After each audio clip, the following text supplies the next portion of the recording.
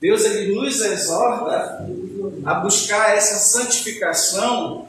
Deus nos exorta a buscar, a realizar cada projeto que Ele tem na nossa vida, porque com cada corpo aqui, que é uma igreja, nós vamos ver isso aqui no capítulo 3, que tem o tema o amor de Deus pela sua igreja.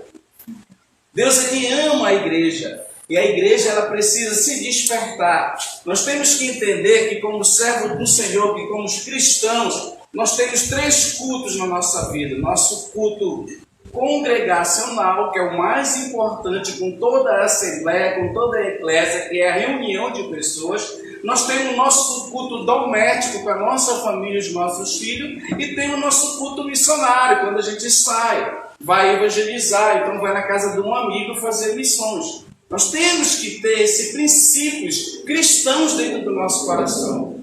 É missão da igreja trabalhar para o reino de Deus. É missão da igreja fazer a obra do Senhor. Então, enquanto a gente não entender isso, que nós somos uma igreja, que nós temos que ter compromisso com Deus que nos chamou, a igreja ela vai ficar estacionada. Porque os desigrejados estão crescendo hoje no mundo? As pessoas que não querem mais congregar? É porque não querem estar sobre o cajado de um pastor. Deus instituiu pastores. O reino de Deus tem hierarquias. Você não pode pular a hierarquia.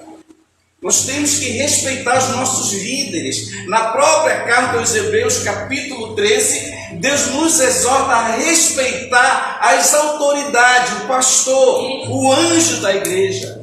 As pessoas hoje não querem seguir esse segmento, esses conselhos, que a igreja verdadeira é aquela que prega a palavra de Deus. E muitas das vezes a palavra ela é tão profunda, ela é tão forte, que a pessoa se espanta, pensa que é o pastor. Não é o pastor, é a palavra de Deus que está te exortando, porque quer o melhor para você.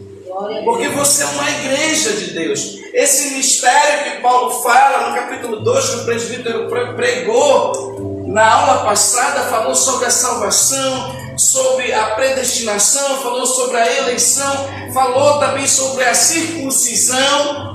Paulo está exortando essa igreja que a circuncisão, os gentios que estavam chegando na igreja não precisavam mais circuncidar, porque agora a circuncisão é o próprio Cristo no nosso coração, não precisava mais do pacto de Abraão. Ele nos ensinou na aula passada que tanto os judeus como os gentios é só um povo que Deus chamou para adorar o Senhor em toda a terra, em todo o planeta.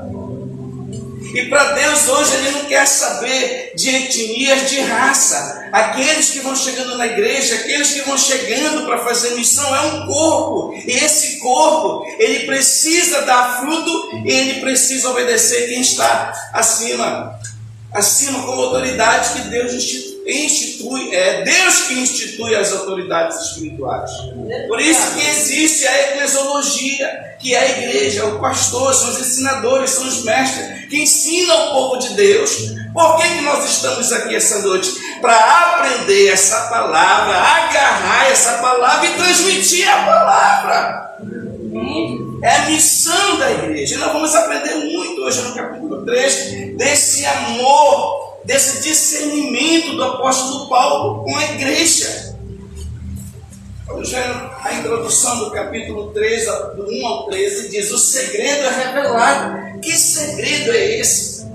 Que é revelado no capítulo 3. Nós vamos descobrir. Você vai ver como você é importante para Deus, como é importante você estar aqui, como é importante você ter um templo, uma igreja para adorar a Deus e ser bênção para outras pessoas. Em 2 ocasiões, nesta carta, Paulo lembra seus leitores de que ele é o quê? Um prisioneiro em Cristo. Esse homem está preso, mas está preocupado com o crescimento da igreja, está preocupado com os irmãos que estão chegando, se convertendo. Ele está preso, mas ele está fazendo a parte dele na prisão. E ao concluir, ela refere-se a si mesmo como embaixador em cadeias. Ele diz que foi Cristo que chamou ele para sistematizar agora uma nova teologia e trazer o conhecimento para a igreja, um novo ensino, porque ele é fariseu, ele é um poliglota, ele é um homem de muito conhecimento. ele começa a escrever essas cartas para deixar como um legado para a igreja seguir. É por isso que nós estamos aqui. Sem dúvida, os efésios estavam se perguntando por que Paulo está preso em Roma e por que Deus permitiu uma coisa dessas. As pessoas se perguntavam, mas por que ele foi preso? Deus não está com ele? Por que ele foi preso? Por que ele nos abandonou? Os murmuradores, que sempre tem os murmuradores que não entendem o mistério de Deus. E Paulo vai dizer que ele está preso por causa de Cristo.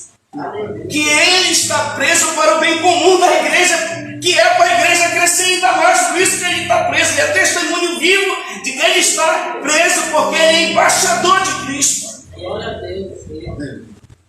É um grande exemplo para a nossa vida. Neste parágrafo, Paulo explica sua situação e ao mesmo tempo esclarece uma das grandes verdades da carta, que é o mistério, a igreja que Deus está revelando agora, porque os judeus se sentiam exclusivistas, e eram mesmo, porque Deus fez a promessa para eles, só que eles não agarraram. Deus tira dele, levanta Paulo e entrega na mão dos gentios. Isso hoje está causando ciúme nos judeus, porque a promessa é para eles. Vocês não quiserem, hoje é a igreja que entrega para o mundo todo. Paulo está dizendo que esse é o mistério agora que está sendo revelado. Glória a Deus. Que é por isso que ele é embaixador, é por isso que Deus chamou ele, é por isso que ele foi preso. Glória a Deus. É um grande exemplo para a nossa vida. Compromisso com Deus. Aleluia. No Novo Testamento, o mistério não é algo enigmático ou indecifrável, mas sim uma verdade que Deus manteve oculta em eras passadas, mas que agora foi revelada àqueles que pertencem à sua família. Deus ocultou, mas revelou na pessoa do Messias e transbordou ainda mais a graça na vida de Paulo, que chamou ele para ser esse grande pregador dos gentios.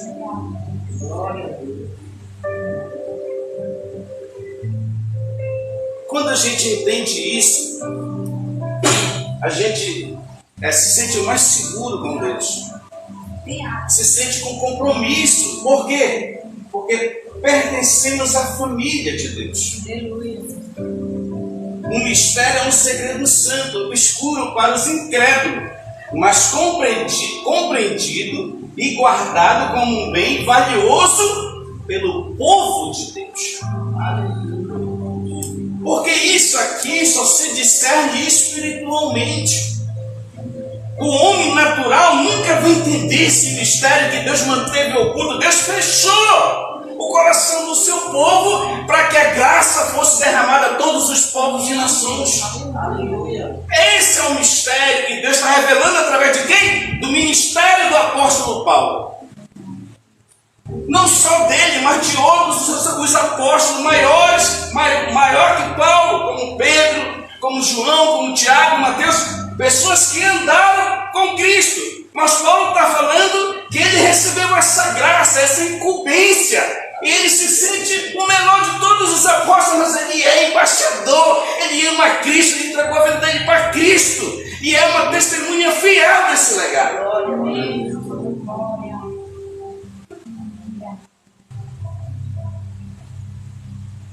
Paulo explica o mistério. Os cristãos gentios encontram-se, o que ela falou, pregou, unidos aos cristãos judeus num só corpo, que hoje é a igreja, que somos nós. Aqueles que estão brincando de ser crente, Deus vai cobrar, e já está cobrando. A pessoa que deixa o ministério, sai da igreja, pode ver a vida dela, só é doença, ataca e provação. Por quê? Porque estão sem a direção de Deus. O apóstolo havia mencionado anteriormente essa nova obra de Deus, de modo que seus leitores já estavam a par do conceito. Agora, porém, Paulo explica o impacto extraordinário desse segredo santo, que tomou conta de sua vida e de seu ministério. Na verdade, sua explicação é quase uma digressão da carta, pois o apóstolo começa essa sessão com a intenção de orar pelos seus leitores, pela igreja. É interessante comparar Efésios 1 e 14, e o uso que ele faz dos termos como prisioneiro e gentios.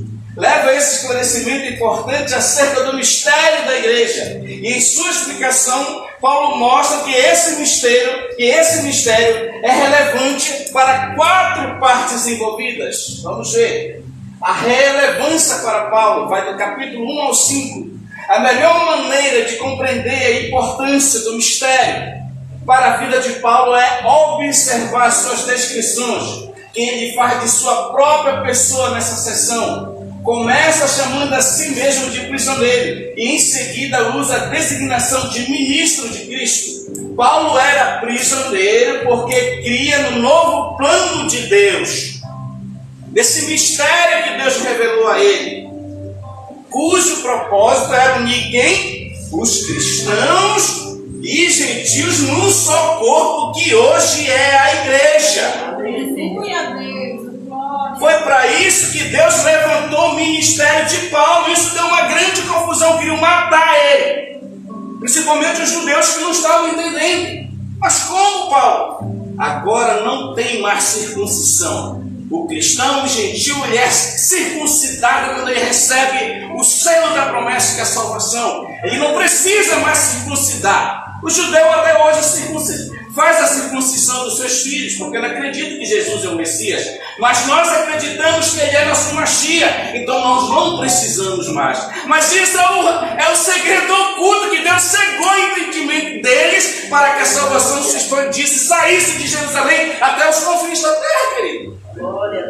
Então o grande legado de Paulo sempre foi o que? Unir os cristãos judeus e gentios num só corpo, que é a igreja. Você é um corpo, você é um membro da igreja de Cristo. Aleluia. E esse membro ele precisa estar junto, unido, que é para Deus operar as grandes maravilhas.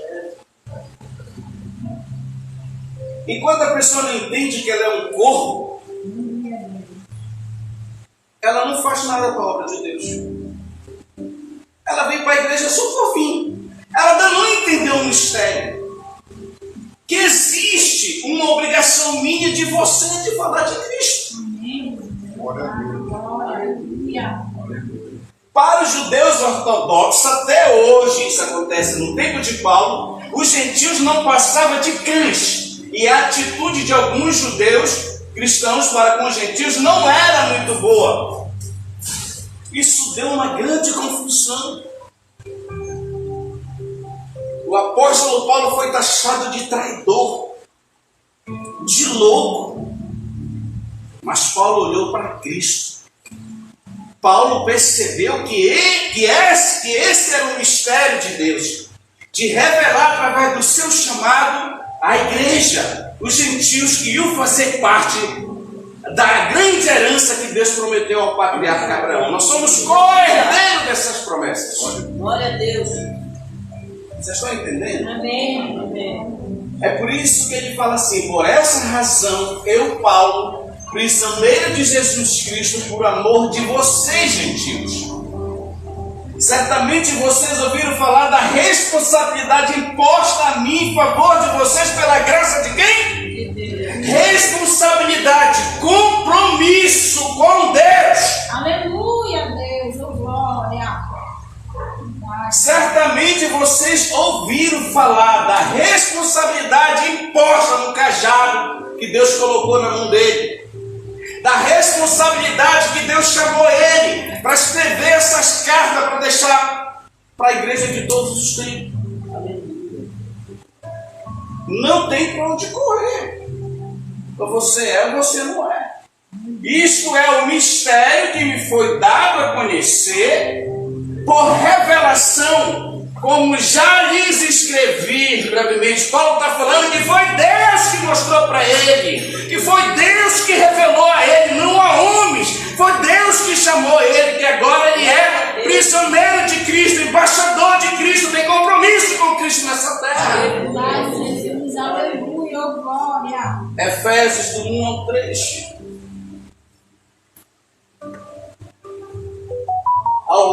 isso vocês poderão entender a minha compreensão do mistério de Cristo. Esse mistério não foi dado a conhecer a homens de outras gerações lá do passado, os profetas do passado, mas agora foi revelado pelo Espírito Santo a todos os apóstolos e profetas de Deus da igreja prometida, a Pedro, a Paulo, a João, a Tiago, a todos. Aleluia. E hoje está derramado na igreja. Mas quem é que quer esse compromisso? Quem é que quer ser usado por Deus? Para você ser usado, você tem que se separar, você tem que orar, você tem que se santificar, você tem que jejuar. Se você quer ser linha de frente, tem que ser um soldado pronto para a batalha, meu irmão. A relevância para os gentios vai do 6 ao 8. Em primeiro lugar, somos co-herdeiros com os judeus e tem parte nas riquezas espirituais que Deus lhe deu em função de sua aliança com Abraão. Aleluia. A igreja é co-herdeira agora da promessa. A promessa que Deus fez a Abraão no capítulo 12, quando ele falou: Abraão, tu serás parte de multidões. Através da tua vida, Abraão, tu serás parte de muitas nações. Tu serás parte de muitos reis. A tua descendência será como o pó da terra. Olha para o céu, Abraão, no capítulo 15. Tu consegue discernir o tamanho da descendência que virá através daqueles que vão crer no teu Deus, Abraão? Aleluia, Deus.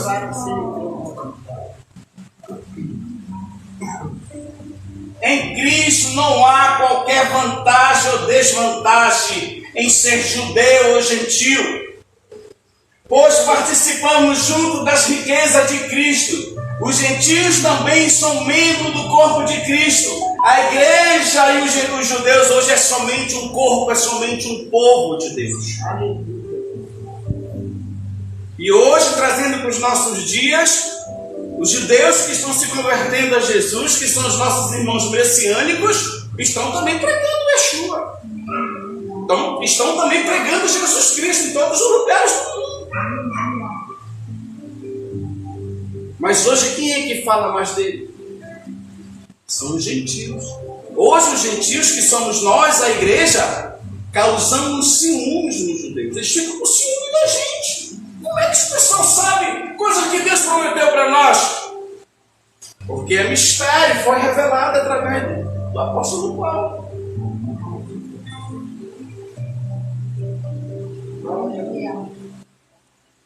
O nascimento humano determina as distinções raciais. Isso aqui é importante, interessante que eu estou pregando para entender. Mas o nascimento espiritual, veja, o nascimento humano determina a tua etnia, a tua raça, o teu povo. Paulo está dizendo, mas o nascimento espiritual promove nossa união como membros do mesmo corpo de Cristo. Aleluia, Senhor. Cristão da Índia, da Coreia do Norte, do mundo muçulmano, na África, ele é um só povo, um só corpo, num nascimento espiritual, que é o novo nascer de João. O apóstolo João prega ali para Nicodemos. Cristo é o cabeça desse corpo, ele é o dono da igreja. E cada membro participa do ministério de Cristo, do corpo de Cristo.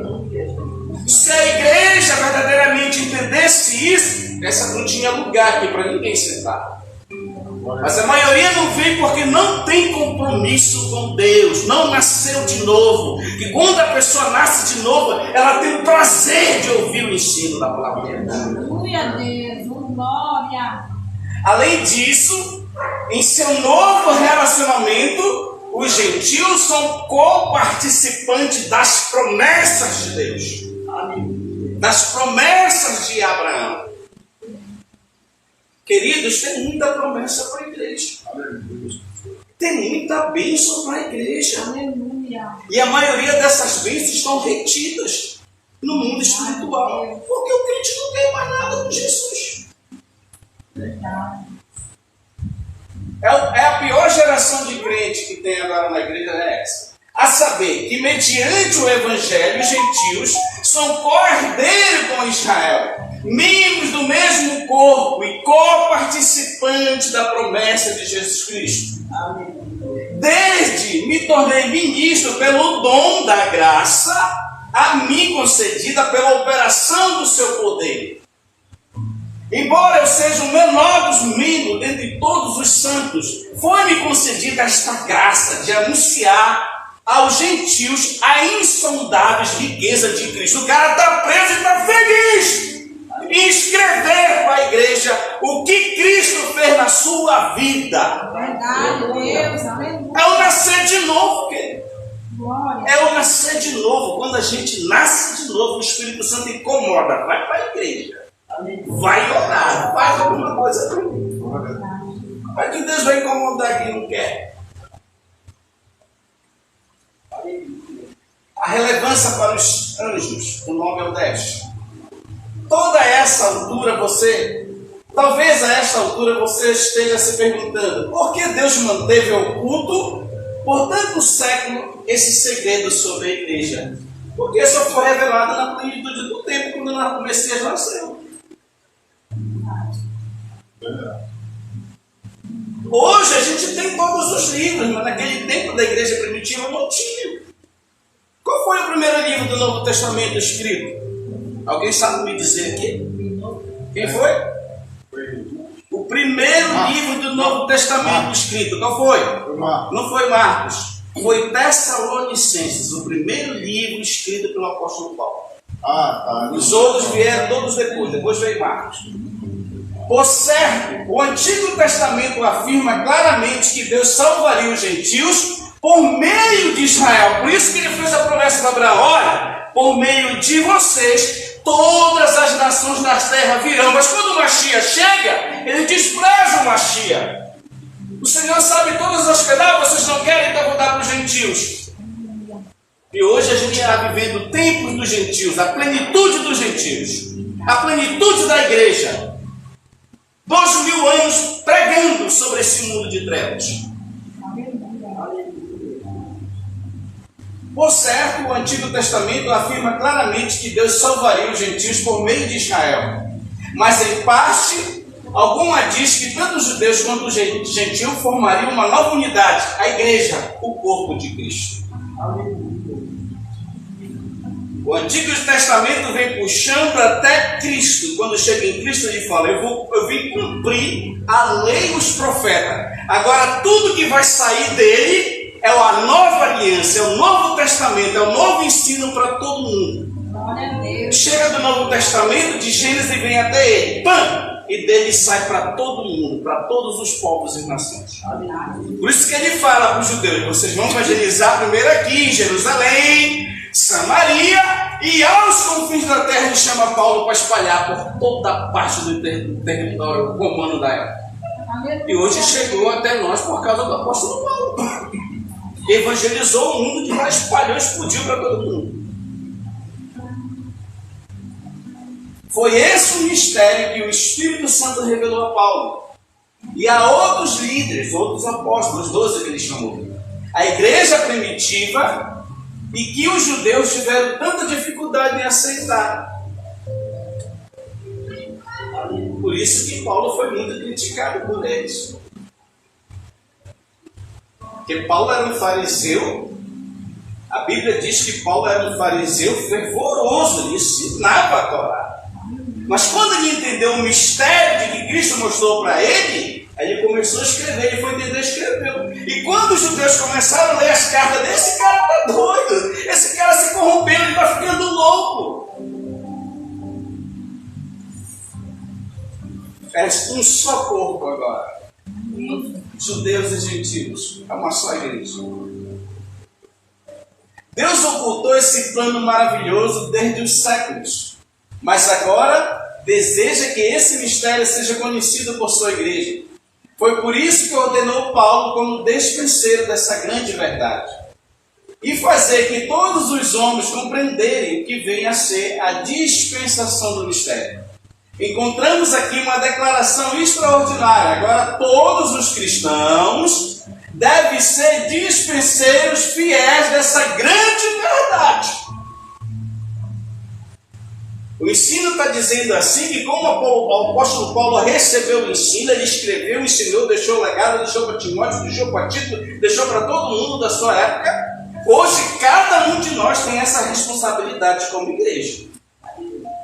Porque o compromisso tem que ser com Deus, querido. Se você tem compromisso com Deus, você tem com o pastor, você tem com a igreja, você tem com a autoridade espiritual que Deus colocou sobre a sua vida. Porque a igreja de Deus não é bagunça, é organizada. Encontramos aqui uma declaração extraordinária. Agora, todos os cristãos devem ser o que? Dispenseiro fiel dessa grande verdade. Você tem que fazer a sua parte, o texto está dizendo aqui. Esse segredo santo tão importante para Paulo, para os gentios e para os anjos, agora se encontra aqui em nossas mãos. E Deus vai cobrar de cada um de nós. Deus vai cobrar naquele dia. Ei, Rosilé, o que foi que tu fizeste por mim quando eu te chamei? Deus vai cobrar. Ei, pastor Luiz, o que foi que tu fizeste por mim? Bia, o que foi que tu fizeste por mim? Deus vai cobrar, querido. Mas você é ou você não é, querido. Não tem para te correr. Você é cristão ou não é cristão.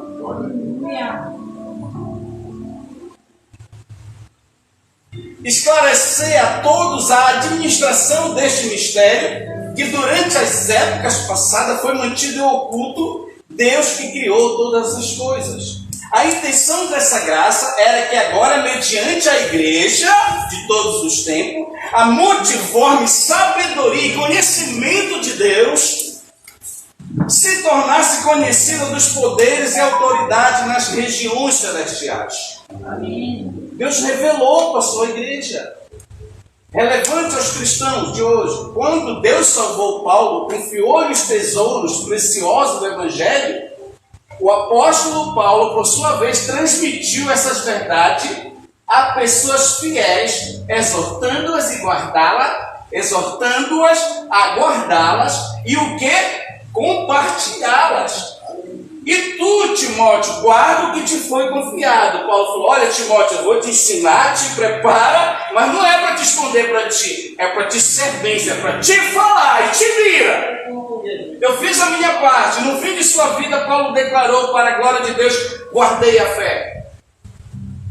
Combati o bom combate, completei a carreira, mas guardei a fé. E agora a coroa da justiça está revelado a mim, não somente a mim, mas todos aqueles que amam o quê? A vinda do Senhor. É mistério de Deus. Ah, se o povo entendesse isso. Durante o período apostólico, as verdades do Evangelho e o mistério foram guardados, pregados e transmitidos a cristãos fiéis. Pessoa de todos os tempos que o Senhor levantou e chegou até nós. Sem dúvida, Paulo era um homem consagrado e cheio do Espírito. Mas ainda assim, sofria o quê? Na prisão. E a prisão de Roma era muito fedorenta, viu? O apóstolo deixa claro que nem sempre o cristão consagrado experimentará bênçãos físicas e materiais. É por isso que a maioria se desvia. Porque com cada um Deus tem um propósito. Não foi muito dado para Paulo, mas também muito dele foi exigido. Quanto mais dado, mais exigido. Quanto mais dado, mais é cobrado. Tu quer mais unção? Tu quer mais poder? Deus vai cobrar mais de ti. Era um homem consagrado e cheio do Espírito Santo, mas ainda assim sofria e sorria por sofrer por Cristo. Os apóstolos ficavam alegres por sofrer por Cristo e por apanhar por Cristo. Hoje o pastor puxa uma palavra exortativa, o irmão vira o berço e não vê mais para o culto. É assim que estamos vivendo, infelizmente. O apóstolo deixa claro que nem sempre o cristão consagrado experimentará bênçãos físicas e materiais. Porque as bênçãos maiores, elas são o quê? Espirituais e tu não vê. Mas a gente é carnal, a gente quer saber dessas aqui, são da terra, não está nem aí no espiritual. E o texto ensina que primeiro é o espiritual. Buscai primeiro o reino dos céus, sua justiça, e as demais coisas serão o quê? Acrescentadas. Então primeiro é o espiritual, cuidar da mente, preparar a mente para receber o físico material. Mas a gente quer o quê? Primeiro é essa. A gente quer o físico e material porque a gente vive na terra, a gente é carnal. Mas quando a gente pega esse equilíbrio para a nossa vida, a gente entende que nem sempre a gente vai ter tudo aquilo que a gente sonha, aquilo que a gente quer.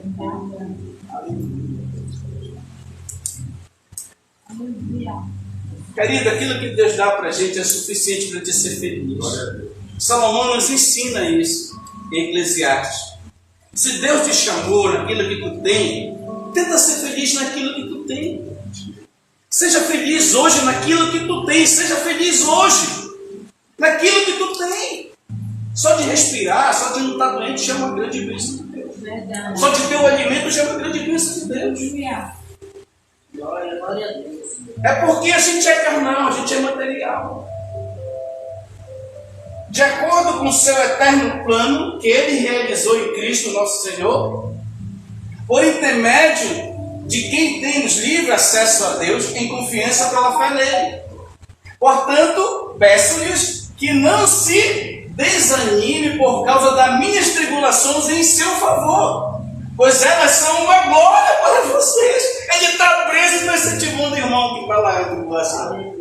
E fala, não se preocupe com o meu sofrimento aqui, façam a parte de vocês lá, ganhem almas lá para Jesus, evangelizem, vão para frente, façam missões, deixem eu aqui, que eu estou aqui por causa do amor de Cristo, estou preso por causa de Cristo.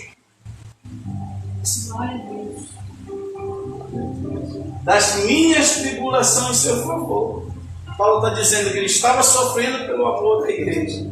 Estava preso para que o evangelho crescesse. E quanto mais Roma perseguia os cristãos, mais os cristãos cresciam.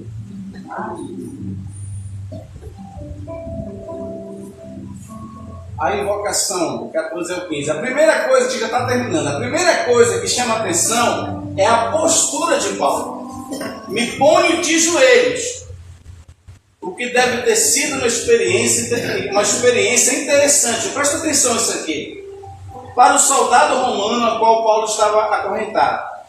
Em parte alguma da Bíblia ordena que se assuma uma postura especial para orar. Porque tem gente que espiritualiza tudo.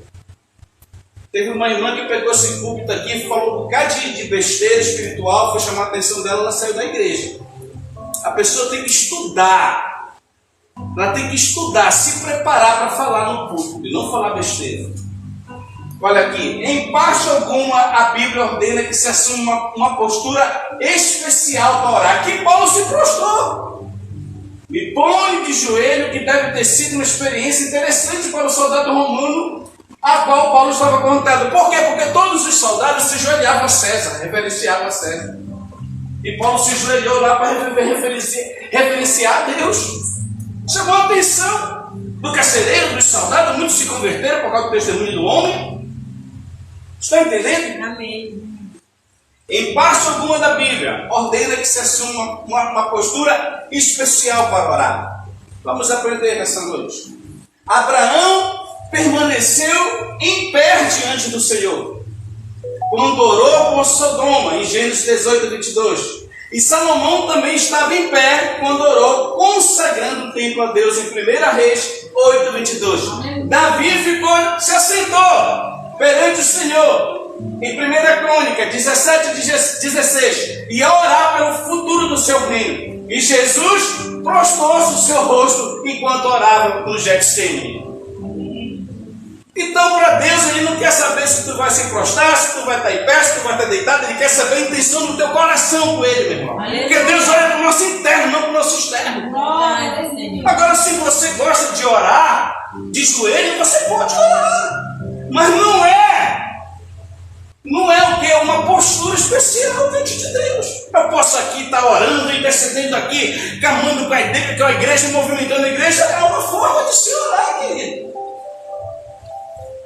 Agora, se você quiser se prostrar, reverenciar a Deus, é lindo também isso. Como é que o judeu hoje ora lá no Muro das Lamentações? no muro ocidental. Eles oram assim, ó. Vocês não vejam assim lá? Eles estão adorando a Deus com o corpo dele. Vamos testar. E estão assim, ó. É uma forma de dizer que todos os órgãos deles estão adorando a Deus. Aí a pessoa não estuda, quer vir criticar o pastor que passou 4 anos na faculdade estudando. Pelo amor de Deus, meu irmão, para se converter.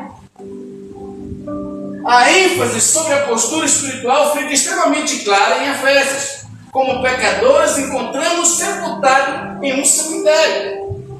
Mas quando cremos em Cristo, somos ressuscitados dos mortos e assentados com Cristo nos lugares celestiais, igreja. Glória a Deus. Uma vez assentados com Cristo, poderemos andar de modo agradável a Ele e ficarmos firmes contra a cilada do diabo. O nosso adversário, ele fica ali só de olho. Ele é estrategista, ele é inteligente, ele tem poder. Fica só de olho. Se tu abrir a brecha, ele entra e te arrebenta todinho. No entanto, a postura que liga o assentar como o andar ou ajoelhar-se é por meio da oração que nos apropriamos das riquezas que nos permite viver e lutar como cristão.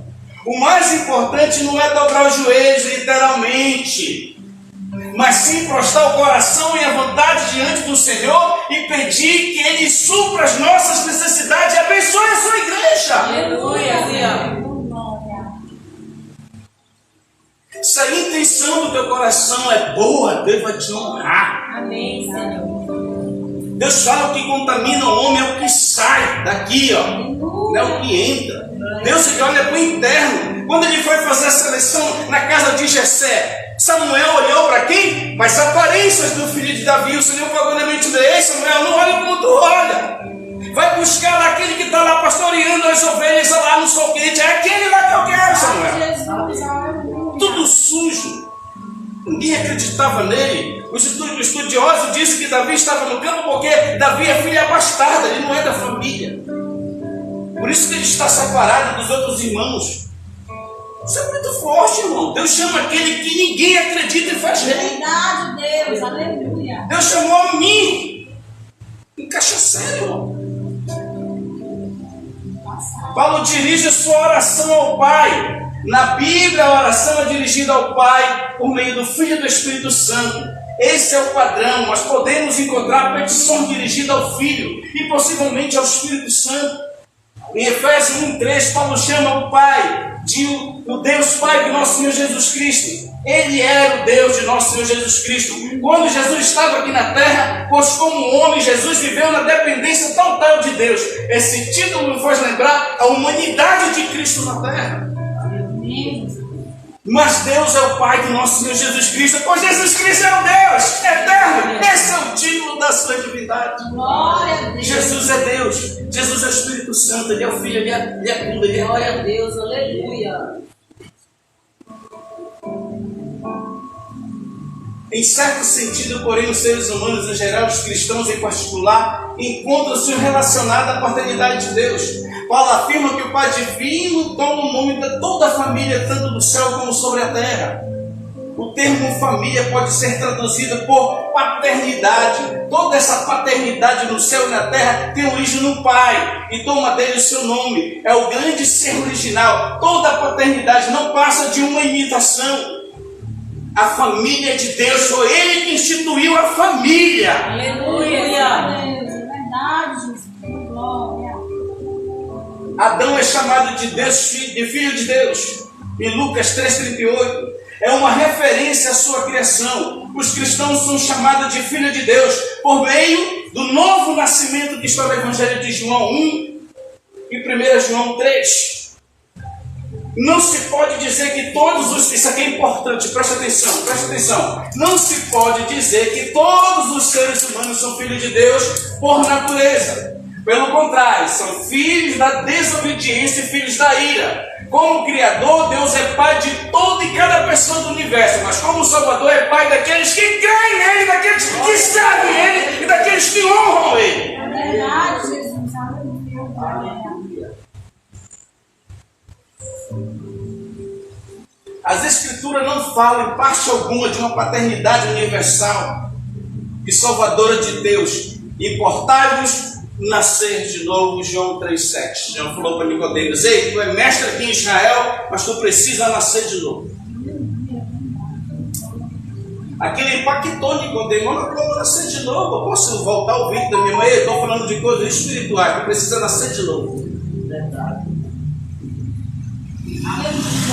Estamos terminando. Por essa razão, ajoelhem diante do Pai, do qual recebe o nome de toda a família no céu e na terra. A petição agora. Paulo faz 4 pedidos em sua oração, mas estes não devem ser considerados petições individuais isoladas. Esses 4 pedidos assemelham-se mais às 4 partes de um telescópio. Um pedido conduz ao próximo e assim por diante. O apóstolo ora, olha para quem ele ora. Paulo ora para que o ser interior seja espiritualmente fortalecido, senão ninguém aguenta. Se tu não fortalecer teu espírito, a tua carne te domina.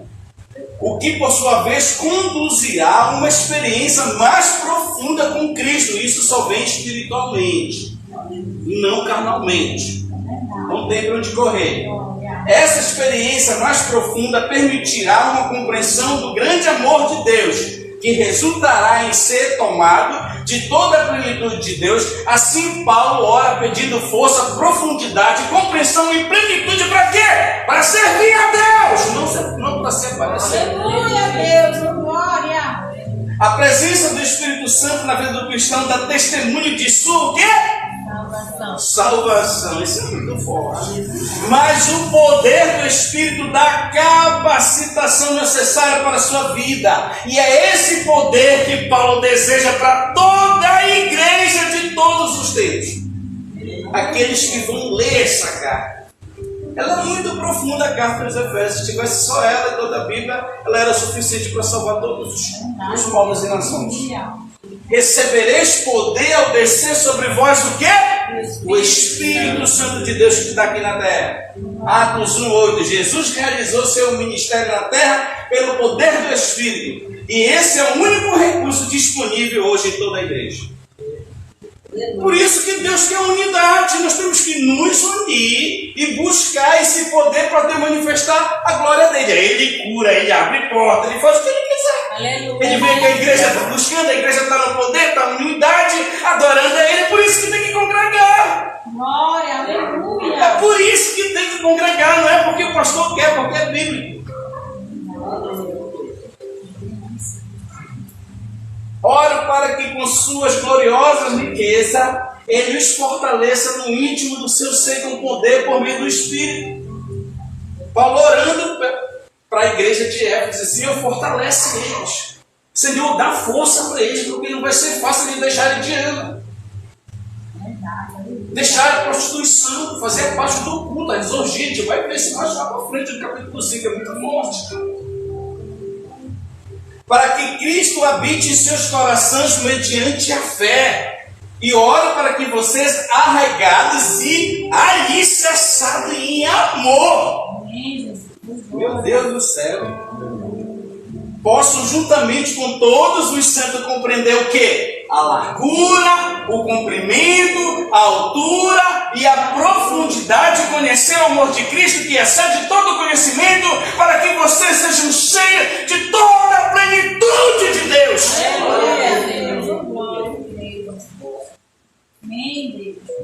É a receita para a nossa vida, para a gente viver feliz no Espírito. Glória a Deus. Vamos terminando da bênção, agora do 20 a 21. Não é de se admirar que depois de contemplar uma experiência espiritual maravilhosa que Paulo teve com Deus, Paulo tenha irrompido uma bendita apropriada para essa oração. Convém notar mais uma vez a ênfase trinitária das palavras do apóstolo.